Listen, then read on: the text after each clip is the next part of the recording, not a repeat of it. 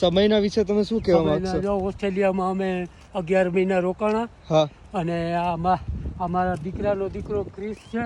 હા. અને બહુ જ ડાયો છે, ભણવામાં હોશિયાર છે. હા. ને ક્રિકેટમાં એને હું ધ્યાન વધારે છે, તે ક્રિકેટર બનશે જ. તો તમે તમારા એક્સપિરિયન્સથી તમે કહી શકશો કે સમયને જિંદગીમાં કેવી રીતના સારી રીતે યુઝ અમે કરો? તો બહુ સંઘર્ષ કરેલો છે અમારી જિંદગીમાં. હા. હા, બહુ સંઘર્ષ કરેલું છે ભાઈ. હા. ને જીવનમાં સંઘર્ષ જ માણસનું ઓલું છે. હા. હા, સંઘર્ષ કરે તો જ ઓલું પ્રગતિ કરી શકે. હા. હા. હા, આવું જ છે દુનિયામાં. હમ.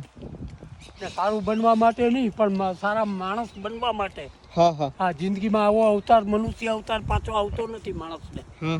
હા, આ મનુષ્ય અવતાર આપણે મળ્યો છે.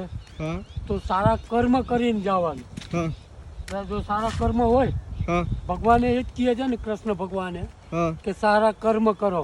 હા. કર્મ કર્મ ફળની આશા નહીં રાખવાની. હા. કે ફળ આવશે હું જલ્દી ખાઉં, ફળની જરૂર નથી. હા. સારા કર્મની જરૂર છે માણસની. બિલકુલ. હા. હા, સારા કર્મ હશે તો કામ આવશે માણસ. હા. હા, જીવનમાં એવું જ છે. હા. અને સારા મિત્ર હોય, હા. એની જોડે બેઠૂટ રાખો તમે. હા. સારા મિત્ર જોડે બેઠૂટ રાખો. હા. ને બીજા હલકા ઓલા જોડે બેઠૂટ નહીં રાખવાની. આલતુ ફાલતુ માણસો જોડે. હા. હા.